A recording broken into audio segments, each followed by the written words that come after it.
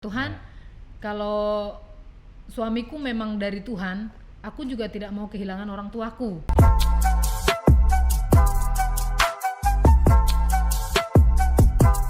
Yo, balik lagi di podcast Suara Next Gen, masih dengan narasumber yang sama. Di part kedua ini kita akan berbicara lebih lanjut lagi, lebih dalam lagi soal perjalanan seorang Kak Hengky Kurniawan. Oke Kak, berarti di part pertama kan kemarin kita sempat ngobrol tuh, berarti Kak Hengky nggak pernah pacaran ya, karena Kak Hengky termasuk tipe orang yang mendem ya, kalau suka ya udah lewat. Nggak pernah pacaran. Nggak berani. Terus itu yang di samping siapa itu? Ini Siapa itu? istri. Ya, oke. The one and only. The one and only Rentina. Sida Butar ya. Ya. Tapi katanya dulu kayaknya nggak suka orang Batak. Kenapa ada Sida Butarnya? Iya, itu dia makanya. Kata orang nih Kak ya, kata orang. Semakin kita nggak suka, Tuhan malah peradapkan dengan yang ketidakkesukaan itu. Iya. Gimana? Kenapa Kakak nggak suka sama orang Batak? Ada cerita nggak? Karena apa ya? Terlalu ramai apa ya? Terlalu. Pokoknya apa ya? Pokoknya berisik gitu, ramai. Suaranya ini gitu ya. Dulu tapi karena tiap hari ketemu gitu akhirnya ya malah suka ya. Ya mungkin Tuhan tahu juga ya. Kan ya mungkin teman-teman di rumah sadar gak suara kayak gini kecil banget. Terus diketemukan dengan orang yang suaranya besar gitu ya. Ya kita mau tes dulu suaranya yang sampingnya gede apa enggak. Ya Kak, masih sama Hengky dulu. Akhirnya ketemu sama Kak Tina. Kalau boleh tahu Kak, ketemunya di mana Kak? Oh, lu pura-pura nggak tahu. Iya, kan aku tahu, aku saksinya. Mungkin kan teman-teman di rumah kan pengen tahu juga, karena ini kan jatuhnya kan lifetime nih. Nanti teman-teman di yang lain juga pasti bisa denger ceritanya ulang. Gimana Kak dulu ketemu sama seorang Rentina Sida Butar yang suaranya Menggelegar. Iya, sorry, silakan Kak. Ya, aku kan udah kerja di gereja kan, udah full time di gereja, tiap hari ngantor, terus Senin juga, Kamis latihan musik, ketemulah sama Kak Tina. Jadi ketemunya di pelayanan ya? Ketemu pokoknya. Ya karena Kak Hengky kan main bass ya tadi bilang ya. Kak Tina singer waktu itu kan. Singer. Terus Kak Tina juga ketinggalnya kan nggak jauh dari sini kan, di Podomoro di depan dekat lampu merah situ ya. Iya. Di situ ya. Jadi kalau lagi Kak Tina nggak kerja, mainnya ke sini karena emang dia kan pelayanan di sini, jadi teman-temannya juga kan Kak Derson, kayak Alpis semua. Teman-teman mereka ya udah tiap hari lihat ketemu ngobrol gitu. Ya tanpa terasa tumbuh. Wih. setrum gitu ya. setrum Kayak gitu lah ya. Jadi awal pertemuannya di sana. Sadarnya Kak Hengky ada setruman itu setelah berteman berapa lama tuh Kak? Kita pengen tahu juga tuh. Berapa lama ya? Ya mungkin Kak Tina bisa bantu, kapan tuh mulai ada setrum-setrumnya? Kan aku ngerasain. Oh iya. Itu beda lagi. Ya nanti dia ada partnya sendiri. Ya silakan Kak. Berapa lama ya waktu itu? Setahun, 2 tahun atau bulan, hitungan bulan? Mungkin hitungan bulan kali ya. Bulan ya. Kalau sadar gua ada perasaan nih gitu ya. Tapi maksudnya setelah beberapa bulan kenal atau memang taunya atau kenalnya tuh karena gabung di musik udah berapa tahun gitu baru ada perasaan gitu atau gimana? Ya baru setelah gabung di musik itu ketemu, kadang ngobrol gitu kan. Karena aku nggak pernah memulai pembicaraan kan, masih Katina kadang nyapa ngobrol gitu. Ya gitu, dari situ ya mulai itu tadi. Okay. Wow, luar biasa. Nah, sampai pada akhirnya kan menikah. Nah, aku pengen tanya nih dari sisinya Kak Tina nih Kak. Sebelum ke pernikahan, pasti kan Kak Tina waktu melihat seorang Kak Hengky pelayanan di gereja, ya kalau dari segi ceritanya Kak Kak Hengki kan ya karena sering ngobrol tiba-tiba tumbuh itu tadi. Nah kalau dari sisinya Kak Tina bagaimana dulu memulai hubungan asmara sama Kak Hengki? Iya, jadi udah bareng-bareng pelayanan, latihan bareng, kadang makan siang bareng. Terus ya waktu Ko Hengki bilang suka ya nggak nanggepin gimana, nggak bilang iya, nggak bilang enggak gitu. Ya udah, sebulan kemudian aku terima gitu. Aku terima, nggak harus menjelaskan detail seperti gimana lah gitu ya. Yang jelas aku terima ya sebulanan lah. Jadi sebenarnya momennya aku ingat waktu itu kan kita bertiga di depan ininya Pak Tong itu. Nah aku ingatnya tuh entah Kak Hengki atau Kak Tini yang nyuruh aku ke bawah pohon itu. Kan dulu kan nongkrong tukang ojek kan di sono. Kak Hengki deh kayaknya deh. Minta tolong panggilin gitu. Jadi momen itu pas lagi berdua baru. Nah waktu aku udah tukang ojeknya, aku masih ingat sebenarnya. Jadi waktu tukang ojeknya datang, terus Kak Hengki keluar, baru aku masih sama Kak Tina masih tinggal waktu itu. Aku ingat kok. Kak Tina tinggal, baru Kak Tina ngomong, Jack, Kak Hengki nyatain. Nah, sorry Kak, aku mau tanya tuh, dulu ekspresinya seorang Hengki nyatain itu gimana sih? Maksudnya apa seperti ngomong ini pelan-pelan atau gimana? Iya, datar banget. Banget. Jangan-jangan ini Kak Hengki bercanda nih. Iya, jadi datar banget, nggak ada ekspresi. Pokoknya ngomong aja, saya suka sama kamu. Udah gitu aja. Wah, berarti pertanyaan terbalik Kak. Berarti kayak Kak Tina dulu itunya responnya gimana? Ya saat itu nggak ada respon. Itu tadi jawabnya iya aja, iya kita ketawa-ketawa aja. Karena ada Jack D juga waktu itu di situ. Iya. Oke.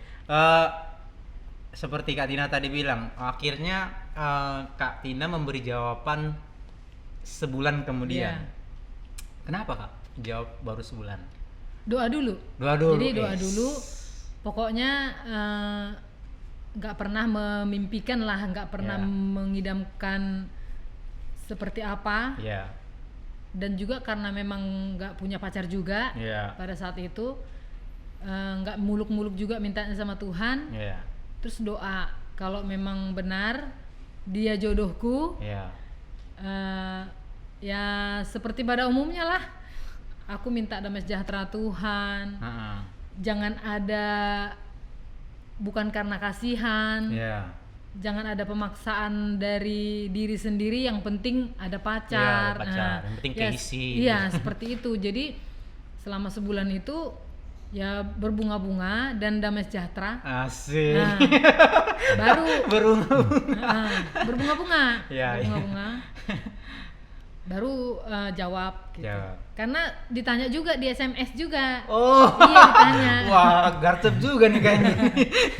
Kalau SMS kan nggak perlu ekspresi. Belum ada WA tuh. Ketak-ketik. Nggak ada emoticon kan. Oh, jadi waktu proses Kak Hengki juga nunggu jawaban, jadi Kak Hengki juga tetap SMS ya pada waktu itu. Iya, sesekali SMS. Ya, oke Kak. Ya, karena pada waktu itu kan teman-teman kayak misalnya Kak Dirsen, Kak Elpis waktu itu udah nikah belum?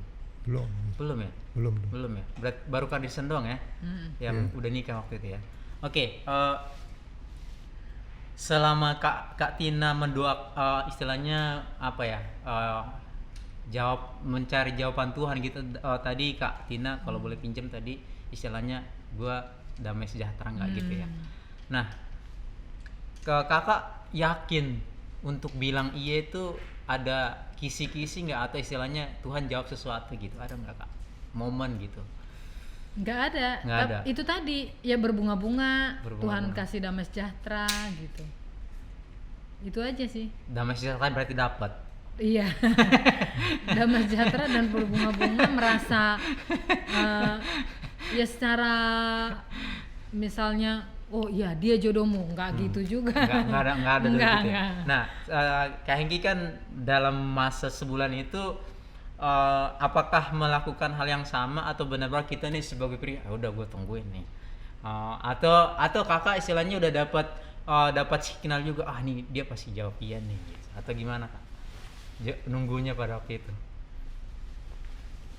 berdebar-debar ya. berdebar juga ya. nungguin jawabannya. Tapi ini sih apa? Yakin juga sih. Yakin tapi udah berdebar gitu. Gimana ya? Susah menjelaskannya. Kalau kan kita bisa ini kan bisa tahu dari gestur. Iya, oke. Suara seseorang kan. Iya. Kan nggak mungkin kalau nggak suka kok tiap hari mau ngobrol gitu kan. Iya. Ingat sih waktu itu suka makan bareng. Iya. Ada bekalnya. Iya, sampai sekarang. Sampai sekarang juga. Iya, oke Kak. Dan pada akhirnya istilahnya secara kesepakatan kalian akhirnya jalan nih. Apakah mudah menjalankan? Ya, pasti pengen tahu juga nih Kak, dari pihak keluarga, misal ya sebut saja orang tua gitu. Apakah cuman Kak Hengki doang yang nggak suka sama orang Batak, atau sebaliknya Kak Tina ada nggak? Oh ya, karena tadi nggak minta muluk-muluk, tapi kan karena Kak Tina adalah wanita dan juga orang Batak, ya ada orang Batak lain kan di belakang Kak Tina. Mudah nggak buat kalian untuk menjalin hubungan sampai ke pernikahan? Siapa dulu nih? Kak Tina dulu aja. Kalau orang tua sih nggak pernah menentukan harus Batak atau suku apa. Iya. Jadi selama pacaran sih ini aja, maksudnya lancar aja gitu. Lancar aja. Oh iya, selama komunikasi kalian lancar dan juga nggak banyak kendala lah. Nggak banyak kendala. Karena masih pacaran. Iya. Itu berlangsung setahun lah kurang lebih. Iya. Setelah itu kita rencana mau nikah. Baru mungkin di sini. Tapi selama pacaran aku juga cerita ke orang tua dan juga ceritakan yang sebenarnya. Keadaan fisik dan juga semualah. Gitu. Orang tua sih udah bilang janganlah gitu. Suku sih nggak apa-apa. Berarti intinya orang tua menolak. Janganlah kalau fisik janganlah gitu. Kalau suku boleh yang lain. Dibandingkan fisik gitu ya. Kalau pada dasarnya sih orang Batak, ada orang tuaku maunya orang Batak. Karena mereka sudah meradat gitu di sana dan mereka harus menuai adat juga gitu. Ternyata aku enggak dua-duanya. Setelah rencana mau menikah, orang tuaku nggak setuju. Dan mamaku datang ke sini untuk jemput aku pulang ke Medan. Sampai segitunya. Sampai marah-marah gitu ya di rumah abangku. Di rumah abangku kami kesana bersama Om Adi, almarhum. Dan Ko Hengki juga ya macam-macam lah. Udah segala perkataan-perkataan yang ya dimaki-maki sudah, dimarah-marahin sudah. Itu laki-laki bisa apa? Jalan aja kakinya 4 semua dikatain. Dari pihak keluarga. Dari mamaku sendiri. Bisa apa gitu. Jadi biarpun aku ceritain kebisaannya tetap nggak mau. Buat tahu. Mereka itu tetap minus. Tetap nggak mau, iya. Gitu. Jadi aku bilang aku nggak mau pulang ke Medan. Waduh. Ya, aku nggak mau pulang ke Medan. Udah di sini Bataknya udah sama Batak nih ya. Nggak mau, terus. Nggak mau pulang ke Medan. Tapi juga nggak menikah gitu. Kalau memang orang tua tidak. Nggak mau pulang, tapi juga nggak mau. Tidak menikah pada saat itu karena orang tua tidak menyetujui kan. Lanjut. Jadi ya sudah, mamaku pulang. Karena udah tenang, nggak akan ada pernikahan. Gitu. Siap. Ya sudah, kita lanjut. Selama kurang lebih 1 tahun. Tadi udah setahun pacaran, jalan, setahun kemudian baru ngomong kami akan menikah, nunggu lagi setahun. nunggu lagi setahun. Kata Om Adi gini, udah Tina percaya, tidak ada yang mustahil. Pokoknya kamu doa, kalian berdua itu doa puasa. Kami lakukan. Kami lakukan, kami doa puasa. Aku juga bilang sama Tuhan, kalau suamiku memang dari Tuhan, aku juga tidak mau kehilangan orang tuaku. Gitu. Jadi aku pengen Tuhan lakukan sesuatu yang terbaik buat kami. Singkat cerita, selama setahun kurang lebih, hubungan sama orang tua biasa, normal. Tapi pada saat itu, setelah setahun itu, bapakku telepon. Ya seperti biasa telepon. Telepon biasa. Telepon, tanya kabar, terus nanya, terus gimana, Boru, yang pilihanmu itu, masih pacaran kalian kan? Oh masih. Bagaimana? Ya kalau orang tua setuju sih, kami tetap akan menikah. Oh gitu. Ya sudah, kalau begitu menikahlah. Itu ayah yang ngomong, itu bapakku yang ngomong. Tapi pesan bapak satu, jangan pernah mengeluh, jangan pernah bercerita ke siapapun kalau kamu punya masalah dalam rumah tangga. Bahkan masalahmu jangan keluar dari pintu kamarmu. Contohnya seperti itulah, karena bahasa Batak ya, gitu ya. Nah, jadi aku bilang ya siap gitu ya, aku siap. Ya akhirnya kami susun acara semua, karena orang tuaku nggak bisa hadir karena kami tidak adat Batak, kan Kohengki bukan Batak ya, jadi kami nggak harus adat Batak. Terus abangku yang nomor 1 yang mewakili orang tuaku. Gitu. Jadi ketidakhadiran papa mama itu adalah bersinggungan soal karena tidak adat gitu maksudnya, atau iya. Tapi dari segi restu sudah mengizinkan. Sudah mengizinkan. Iya. Wow, luar biasa. Karena langsung telepon abangku suruh mewakili gitu. Ya. Itu dari ceritanya orang Batak tadi ya. Nah, kita pengen tahu nih dari sisinya Kak Hengki. Kak Hengki istilahnya karena udah tahu orang tua nggak merestui pada saat itu. Nah, ada nggak Kak Hengki dari sisi Kak Hengki ini ngajarnya Batak satu atau gimana, atau lebih ya udahlah flat aja, atau gimana waktu itu nggak banyak Kak Hengki? Sempat ini sih down juga karena udah merencanakan pernikahan tapi nggak direstui gitu kan. Tapi maklum juga gitu loh. Kak Tina ini kan cewek satunya kan. Kak Tina cewek satu-satunya. Jadi orang tuanya berharap banyak lah dari Kak Tina. Ya udah, karena Kak Tina juga nggak bukan ngelawan jadi fight. Iya, dia berjuang juga, enggak langsung ya udahlah. Enggak ya udah ya gitu ya. Udahlah kita terus enggak. Karena ketika semangat aku juga bangkit lagi semangat juga gitu. Tadi sempat tahu juga, wah kalau orang tua udah enggak setuju, Katina pasti ini nih mundur paling gitu. Udah enggak lanjut lagi, ya udah. Tapi sempat punya pikiran begitu, aduh Kak Tina nanti pasti mundur nih karena orang tua enggak merestui gitu. Dan tapi pada akhirnya acara berjalan dengan lancar sampai ke pernikahan. Nah, kan ada menurutku ini poin penting tuh. Saya nggak mau pulang ke Medan, tapi saya juga nggak mau istilahnya menyakiti orang tua dengan pernikahan gitu kan. Nah itu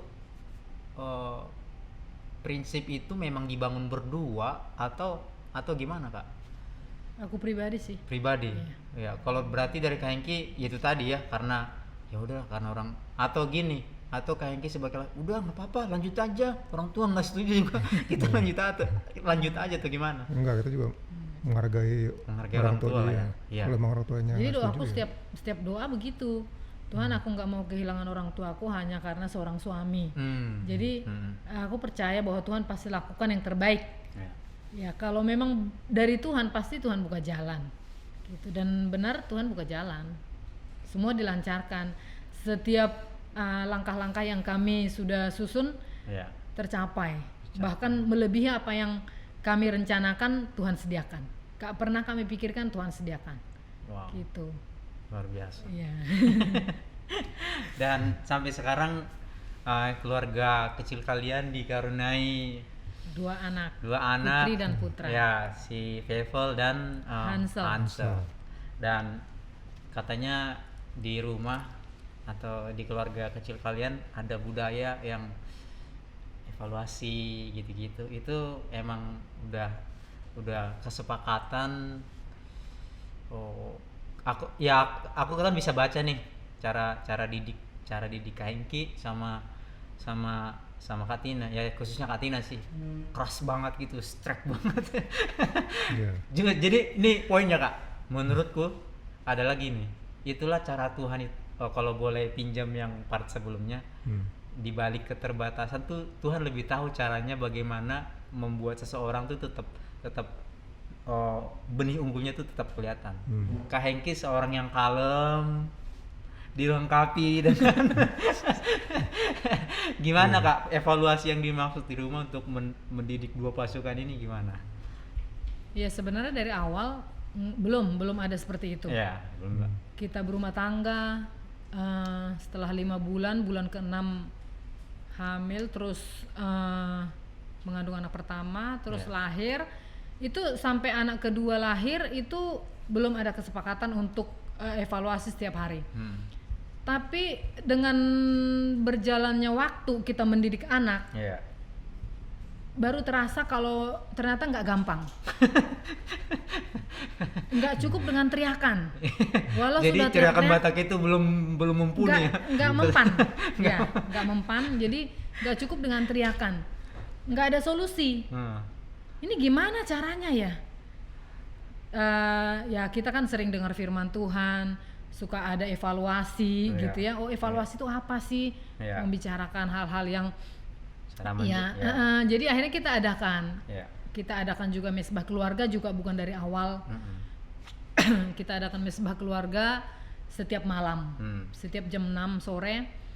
Terus kita selesai doa, selesai mesbah keluarga kita evaluasi. Atau sebelum mesbah keluarga kita evaluasi, kita sepakati kita harus adakan ini. Ternyata membantu, sangat membantu ada evaluasi. Jadi gini, dalam evaluasi itu kita koreksi anak.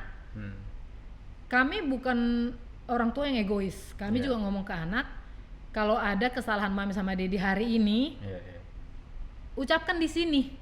Jadi jangan pada saat sehari-harinya, jangan pada saat berkegiatan. Mami begini, dedi begini, Cece begini, dede begini, enggak gitu. Kita lakukan semua malam. Awalnya itu sangat sulit. Yang paling sulit saya. Karena begitu ada kesalahan langsung tembak. Salah tembak. Pokoknya salah dor gitu. Enggak mau nunggu nanti. Itu membentuk saya luar biasa. Harus tidak egois, harus menundukkan diri. Harus menghargai kesepakatan. Terus setelah kita sepakat, puji Tuhan ya, banyak perubahan gitu ya. Kita bisa lebih menguasai diri. Karena itu tadi, karena banyak evaluasi. Kita evaluasi tadi, hari ini Cece itu begini, begini, besok nggak lagi ya. Dede itu begini, besok nggak lagi. Kesalahan mami apa, kesalahan dedi apa, dikasih tahu gitu ya. Walaupun besoknya terulang lagi, namanya kita hidup ya, namanya anak-anak. Terus besoknya terulang lagi, kita evaluasi lagi. Pokoknya selama kita masih, ya kasarnya selama kita masih hidup ya, selagi bisa kita evaluasi gitu. Jadi itu rutin Kak dilakukan? Rutin kita lakukan. Kecualinya gini, kalau misalnya ada doa bagi bangsa, maksudnya ada acara kegiatan lain yang menyita waktu kalian. Jadi sudah ngambil jamnya, misalnya jam 6 kita harus prepare untuk doa bagi bangsa atau acara yang lain, kesan. Kita hanya doa aja gitu. Jadi enggak lagi evaluasi gitu. Besoknya baru dibahas lagi, double hari lah gitu. 2 hari. Seperti itu. Awalnya susah, sangat susah, tapi puji Tuhan banyak banyak perubahan sih. Yeah. Terutama saya ya, karena yang meledak-meledak ini. Karena harus mengerjakan semuanya, Yeah. gitu ya. Harus ini, harus ini, harus ini. Jadi semuanya harus nurut, gitu. Yeah. Kalau nggak nurut, nggak bisa, gitu. Tapi namanya anak-anak, ya Siapa yang paling nakal biasanya? nggak ada sih, semua dua-duanya sama aja. Punya tingkat kenakalan masing-masing. Ya, dua-duanya sama-sama baik. Cuman kita sebagai orang tuanya aja yang kadang memaksa mereka untuk berpikir secara dewasa seperti orang tua. Padahal coba kita duduk sejenak dalam evaluasi itu. Banyak juga anak-anak ini merubah kita. Kalau Feivel bilang, Mami, Cece kan nggak mikir seperti itu. Oh gitu ya. Misalnya Hansel, ya Dede kan belum tahu. Oh iya. Jadi ternyata mereka ini kita bilang apapun kalau mereka nggak ngerti, ya nggak bisa dilakukan gitu. Cara penyampaiannya kita tidak kena di mereka, tidak masuk gitu. Intinya Kak Tina dan Kak Hengki, ya meskipun bukan tadi bilang bukan dari awal membuat kesepakatan kita akan evaluasi, tapi menurut informasi tadi itu membantu kalian untuk menjadi membangun mereka untuk masa depan mereka juga. Nah, sebagai penutup nih Kak, ya karena aku juga sering antar Kak Hengki, Kak Tina juga kita sering makan bareng. Kalau Kak Tina masak suka dikasih juga. Nah, buat anak-anak muda nih, ini kan nanti rata-rata yang nonton kan anak-anak muda. Ada nggak pesan buat mereka gimana hidup membangun relasi pria dan wanita yang ujungnya atau endingnya akan ke pernikahan? Adakah tips-tips dari kalian yang secara khusus case-nya kalian ditolak sama orang tua gitu? Nah, mungkin kasih pesan buat anak-anak muda. Dari Kak Hengki dulu. Buat anak muda yang mengalami case yang sama, yang penting sih dengan pasangan itu sepakat aja, bukan pasangan, dengan pacar gitu. Ya, pasangan. Ini udah yang menuju menikah ya, bukan yang usia sekolah. SMP. Ini buat yang usia menikah ya. Iya. Kalau emang udah yakin tuh itu pasangan kita dari Tuhan, ya udah jalin aja gitu. Kalau selama kita sepakat berdua. Ya, pasti Tuhan buka jalan. Pasti Tuhan. Ya,